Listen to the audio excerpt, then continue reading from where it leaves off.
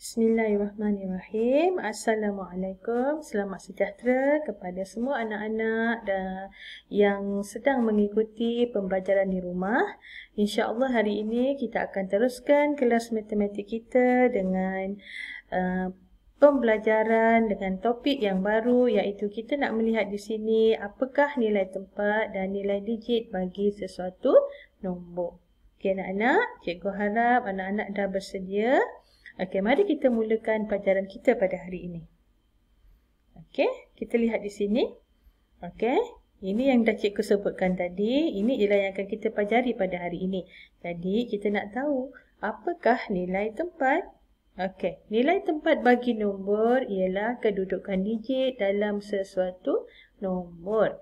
Okey, contoh nilai tempat bagi nombor ialah sa, puluh, ratus, ribu, puluh ribu dan lain-lain lagi. Okey anak-anak. Okey, kalau cikgu tanya apakah nilai tempat? Nilai tempat ialah contoh dia sa, puluh, ratus, ribu dan lain-lain lagi. Okey, cikgu nak tunjukkan pada kamu. Okey, ini ialah contoh pertama. Macam mana kita nak mengenal nilai tempat dengan carta nilai tempat. Okey. Ini ialah carta nilai tempat yang cikgu dah sediakan untuk kamu. Dalam carta ini kita ada nama bagi tempat tersebut, iaitu ada nilai tempat ratus, nilai tempat puluh dan nilai tempat sa. Okey, nombor yang cikgu berikan di sini ialah nombor 368. Apabila kita masukkan nombor ini ke dalam carta nilai tempat, kita akan tahu secara tidak langsung apakah nilai tempat bagi nombor-nombor tersebut. Okey, katakan bagi digit 3. Kita tahu nilai tempat bagi digit 3 ialah ratus. Manakala nilai tempat bagi digit 6 ialah puluh dan nilai tempat bagi digit 8 ialah sa. Okey anak-anak, jelas tak yang ini? Boleh? Okey, tak apa. Cikgu berikan bagi contoh yang kedua. Okey, ini contoh yang kedua. Okey, macam mana anak-anak boleh mengenal nilai tempat dengan menggunakan bahan konkret. Bahan konkret ni maksudnya bahan yang kamu boleh pegang lah. Kamu boleh pegang dan kamu boleh rasa. Dan kamu boleh bilang pun bahan konkret tersebut. Okey, katakan. Okey. Nombor 1, 4 dan 2 ini ada dalam nombor 142. Betul ya? Jadi, apakah nilai tempat bagi 1, 4 dan 2? Jadi, apabila kita menggunakan bahan konkret ini, kita dapat mengenal pasti. Okey, ini ialah nilai tempat bagi ratus. 1 ialah nilai tempat bagi digit 1 ialah ratus. Nilai tempat bagi digit 4 ialah puluh dan nilai tempat bagi digit 2 ialah sa. Jadi ini ialah nombor yang dihasilkan dengan menggunakan carta nilai tempat 142. Okey, ini mengenai nilai tempat. Okey, jadi kita nak tengok di sini.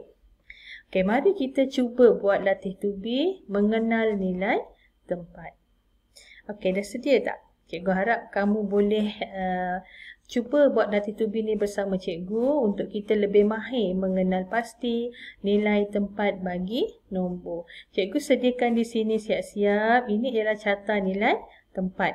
Ada ratus, puluh dan sa. Ini kita panggil sebagai carta nilai tempat.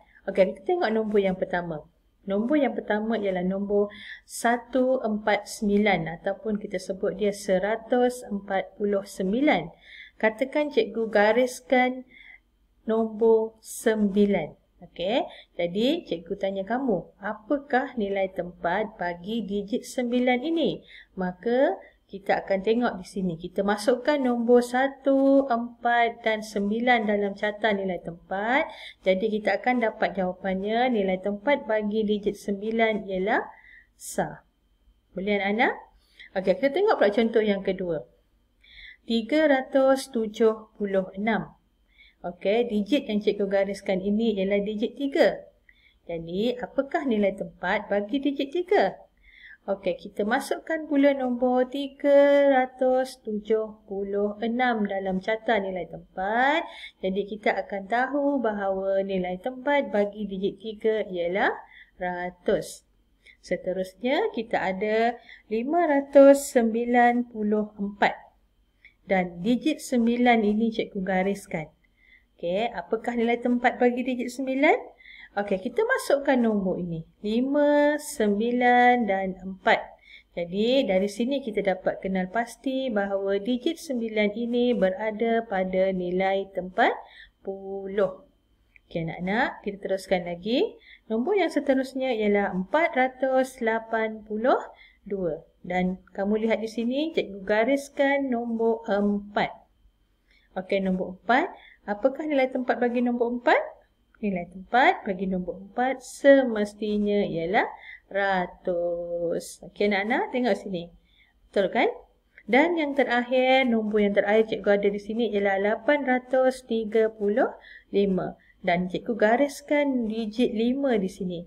Apakah nilai tepat bagi digit 5? Maka kita akan masukkan nombor 8, 3 dan 5 dalam carta nilai tempat ini. Jadi kita akan tahu bahawa nilai tempat bagi digit 5 ialah sah. Okey anak-anak? Cikgu harap kamu semua jelas dengan apa yang cikgu terangkan ataupun cikgu jelaskan mengenai nilai tempat bagi nombor. Okay, sekiranya kamu ada soalan ingin tanya berkenaan dengan nilai tempat bagi nombor ini, kamu boleh terus tanya pada cikgu dalam kita punya Telegram kelas lah, ya, anak-anak. Okey, cikgu nak teruskan lagi mengenai nilai digit. Okey, apakah nilai digit? Nilai digit ialah nilai suatu nombor mengikut kedudukan tempat nombor tersebut. Okey, yang ini kita nak tahu. Okey, nilai itu ditentukan dengan berdasarkan kedudukan tempat nombor tersebut. Okey, nombor yang cikgu ada di sini ialah 579. Okey, maksudnya ada digit 5, 7 dan 9 dalam nombor 579. Jadi, dengan menggunakan bahan konkret seperti ini, kita boleh meneka. Okey, nilai digit 5 ialah 500. Dan nilai digit 7 ialah 70. Nilai digit 9 ialah 9. Ini kita panggil nilai digit. Nilai digit biasanya kita akan nyatakan dalam bentuk nombor. Nampak? Nilai digit 5, 500. Nilai digit 7, 70. Nampak angka 70 ni? Dan nilai digit 9 ialah 9. Okey, ini dengan menggunakan bahan konkret. Okey, kita nak tengok seterusnya.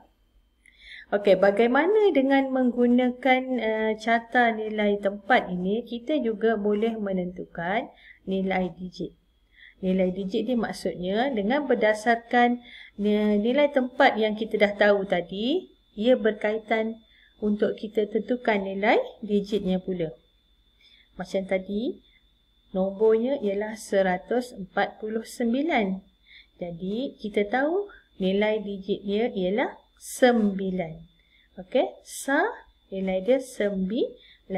Kalau nombor 376, cikgu gariskan nombor 3 sebab cikgu nak kamu tahu apa nilai digit bagi nombor 3 di sini, bagi digit 3 di sini.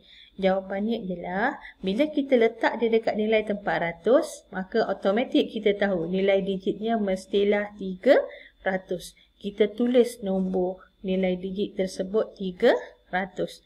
Tulis dengan nombor. Okey, contoh yang seterusnya. Kita ada 594. Okey, cikgu garis digit 9. Okey, apakah nilai digit bagi 9? 9 terletak di tempat 10.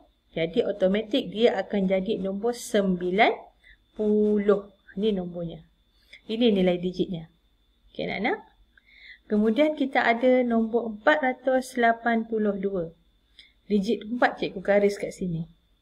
Okey, 4 nilai tempat dia apa? Nilai tempat dia 100. Jadi kalau nilai tempat dia 100, maka nilai digit dia ialah 400. Kita tuliskan nombor 400.